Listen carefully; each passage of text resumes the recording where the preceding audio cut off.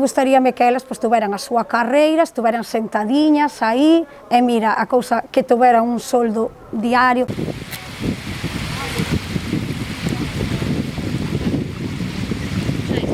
Non sei, eu creo que todos os pais vemos como está isto, vemos o esforzo, ves que te tens que levantar, que te tens que mollar, e todo o que pasa, e queres por os teus fillos algo mellor. Como estaba o marisqueo antes, como eu empecé e todo, pois non me importaría que as miñas fillas, a miña descendencia, fora ao mar, non me importaría. Pero agora cada vez hai máis episodios de toxina, tens que estar na casa, máis aguas doces que veñen, que tal, é máis complicado. É máis complicado, e non é un soldo fixo, un soldo digno, non o é. Estar con outro traballo, con 2 traballos, con 3 traballos, con eso, pois é mellor que teñas un traballo fixo que podas vivir.